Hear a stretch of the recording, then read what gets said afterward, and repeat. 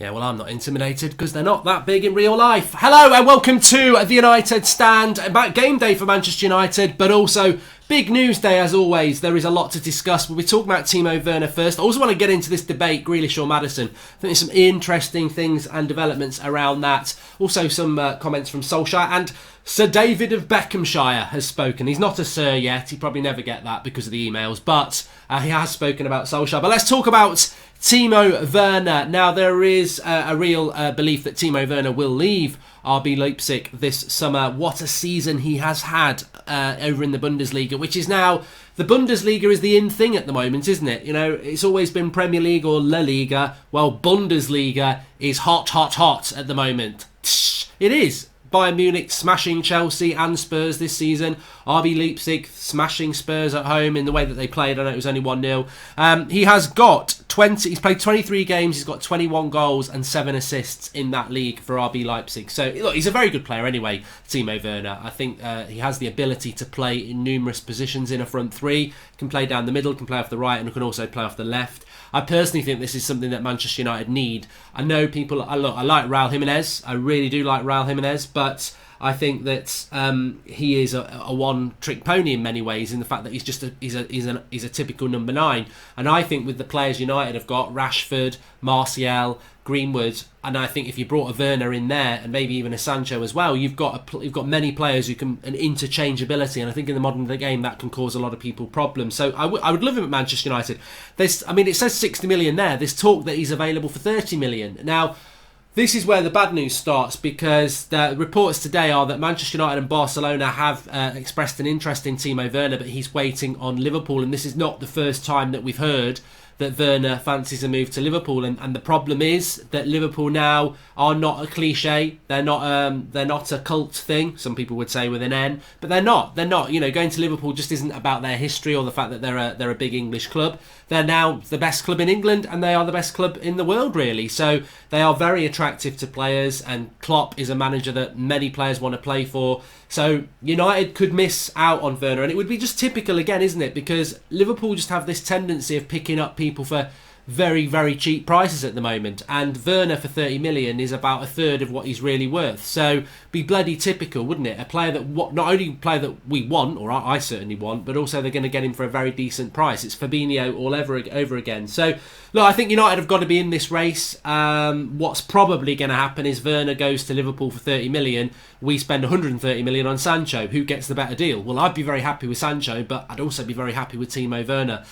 We'll have to wait and see what happens with that, but this is the sort of player that United need to be pushing for. But as per, the problem's going to be, what can Manchester United offer Timo Werner? Liverpool can offer Champions League football, title chase, Champions League contenders, stability, one of the best managers in the world. Manchester United, as things are now, offer uncertainty. Maybe not Champions League football, maybe not stability, maybe not one of the best coaches in the world. So you can understand it, as much as I would love him to come to United, you can understand it why Liverpool is a club that he's potentially more interested in. But look, I would love Timo Werner to come to Manchester United. Just talking about Ole Gunnar Solskjaer very, very quickly, and strikers. He's spoken about Anthony Martial and again said, look, I am one of his harshest critics, which I think is great. And he said to go from 15 goals to 25 goals in a Premier League season, there is a big jump to do that. And there are times, and many of you have spoken about it as well, Martial's doing a great job. Playing on the left wing, you run at players. As a number 9, as we've spoken before, Ole says, you've got to be strong, you're playing with your back to goal, you've got to be patient, and sometimes a cross comes in, and I've said to him that you should be on the end of that. And I think we saw one last week where Greenwood put a cross in, Martial was nowhere near it, and a few minutes later he goes and scores that goal. Martial does need to add that to his game, that patience, that ability to just be patient in the box and keep making the runs. But I think for a debut season as a number 9, Martial's been fantastic, and I think his goals to game ratio is better than Rashford's, it's better than a lot of Premier League strikers, and there is area for improvement with him. But this is why I think a Werner would be a good signing for United, because I don't want to lose Martial as a number 9, because I think he's put so much work into this season, and I think United have put... So there are players this season that have put so much work into this season that are going to be better players next season for it. Martial will be a better number 9. Dan James will be a better player for a season in the Premier League as well. There are, McTominay's going to get better. Fred will be better for a season in the Premier League doing well. Bruno's going to be better. So I'm not impatient to get rid of Martial as the number 9. More and more. I mean, look, we spoke about Sancho yesterday. The Sancho deal. Look, I think Manchester United. A lot of people getting very excited about it. There's no doubt that Manchester United are primed to sign Sancho. But everyone who says United are top of the list, United are leading the race, then says there's a lot of work still to be done. And I still believe that work is about getting Champions League football, which will take care of itself. However, as we jump to Maddison and Grealish, this is a really interesting debate now. Who would you prefer, Maddison or Grealish? I mean, I think I prefer Maddison, but I'd be very happy with Grealish. And it's interesting because Grealish is going to be available for around 50 million, and Maddison, we know, is going to be above 80 because there's just no way Leicester are going to sell us Harry Maguire for 80 and then give us their best attacking midfielder for less than that. You don't sell a centre-back for 80 and then sell your attacking midfielder for 75. It will be 80 million plus, whereas Grealish is going to be a lot cheaper. And I'm never a big fan of Manchester United doing things on the cheap, but actually, when you compare Grealish and Maddison, if you can get one for 90 million, you can get one for 50 million, you're going to go for the one for 50 million because over the course of the season, and I've only compared it on Premier League games, Maddison and Grealish have both played 25 Premier League games. Maddison's got 6 goals and 3 assists, and Grealish has got 7 goals and 6 assists. So Grealish is doing better than Maddison in comfortably a harder team to play in.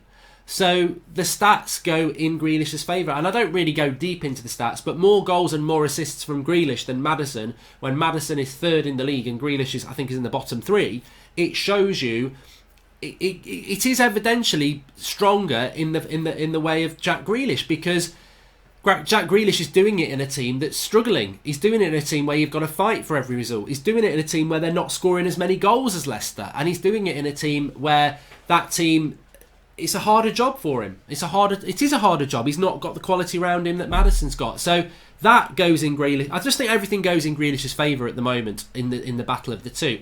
Look, if they were both the same price, I probably still would sway towards Maddison. But what I like about Grealish is he's got that physicality, he's got that leadership, and it's going to be very interesting. And I hope what we were talking about a couple of nights ago is true. I hope Manchester United are putting things in place for deals to get done in the summer quick. There's a lot of rumours that this is the case.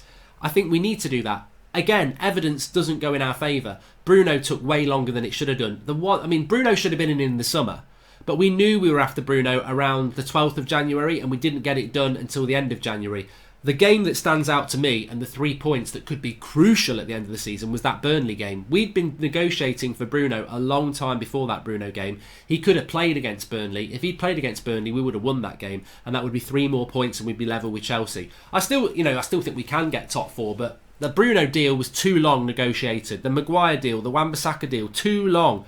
We can't go into the summer negotiating too long, especially with the Pogba sale potentially taking up a massive part of our summer as well. And I do think that if Pogba's going to go, we've got to do what a lot of clubs do and get players in before the Pogba money comes in, because then people boost their prices up. So as things stands at the moment, I'm very much the Grealish deal over the Maddison deal looks the better deal. Grealish has that mentality. He does have the mentality that we want. He's got that sort of Bruno, Harry Maguire, leader of the club that he's coming from, and United need more of that. And I think that's really important as well, whatever player that we try and bring in. And I think Sancho's got that mentality. I think Werner's got that mentality. I think Grealish has got that mentality. They come from their clubs and are the focal point of their clubs. And I think Maddison is a focal point of Leicester, but there are other players within that team. They've got a team ethic at Leicester. At Aston Villa, Grealish is the star, he is the leader. At Sporting Lisbon, Bruno was the star, he was the leader. At RB Leipzig, Werner is the star, he is the leader. So those sort of personalities will help Manchester United go to the next level. So I would go for Grealish. David Beckham has been speaking about Ole Gunnar Solskjaer. He says he's done a good job, he stepped up, and he doesn't speak badly about his players, which he's obviously learned from Sir Alex Ferguson. Ole doesn't speak publicly bad about his players, and I like that. I mean, leave that to the fans. You know, the fans, like Luke Shaw said, the fans are allowed to be critics because they know the standards that are acceptable and the players need to get to those standards. But Ole Gunnar Solskjaer coming out and criticising his players, I wouldn't be comfortable with that. I didn't like Mourinho doing it. I didn't like Van Gaal doing it. So that, I think that is a positive from David. But also David's going to back up Ole because they're part of that treble side, aren't they? They all stick together because they went through something that not many other teams have been through. So David Beckham's not going to come out. I mean, look, these these statements are always going to be fanboy statements, and there's nothing wrong with that, but you are never going to get a player really from the class of 99, the 99 treble winning side, who are going to come out and say, this is our worst ever Premier League season ever. Ollie just isn't good enough, is he? I love him, but he's just not good enough. United need to get rid of him. You're never going to hear that. You're never going to hear that from somebody who played with Solskjaer. So we should never expect it. So when they do speak publicly about Manchester United, we should expect the positive vibe, because it's the only vibe they can give off. They're never going to say anything negative. And there's nothing wrong with that, but you're only ever going to get the positive spin from David Beckham, from Paul Scholes, from Gary Neville, even from Roy Keane about Ollie. They're always going to stick with him because that's what mates do. That's what camaraderie is, and there's a respect there. So you're not going to get the real thing. But I think what he's saying about Ollie not talking publicly about his players in a negative way is very true. Because if you look back on this season, if we had Mourinho or Van Gaal, imagine what they would have been saying about Pereira or Lingard this season. They would have gone to town on them, wouldn't they? Because that's just the way their personalities work. And I think that is a nice trait from Ollie that David has highlighted there, that many of us are also aware of as well. But look, that's your latest Manchester United transfer news and news for today. Smash a like on the video, everybody. Please do subscribe if you're new. And remember, it is match day as well. We will have fan cams, we will have a road trip, and we will also be live at around 7 o'clock tonight. I think it's an 8 o'clock kickoff, so around 7 o'clock tonight we will be live for the Club Brugge game. I'm sure we're going to win that, so hopefully it will just be a nice Bruno inspired Manchester United win and into the draw tomorrow, where I really hope tomorrow, and I don't know what you think, just early doors here, and I know it's a little bit premature, but I do think we'll win tonight. I really hope we get a British team. I really do hope we get a good tie next round. I hope we do get like a Wolves or a Rangers or hopefully Celtic if they get through, or an Arsenal, or if not them and one of the German clubs or maybe Inter Milan. I want to get a good tie. I know people are like, we want an easy tie, and I can understand that. I think in the context of trying to get top four and also going for both, you want an easier tie. I get that, but I've never been like that. I'd like us to get a tough one. Anyway, I will see you live around 7 o'clock tonight for the watch along. Have a good day, smash a like, and get your comments in below about everything we've discussed, especially Grealish, Maddison, Timo Werner, David Beckham's comments, Martial. I'll speak to you all soon.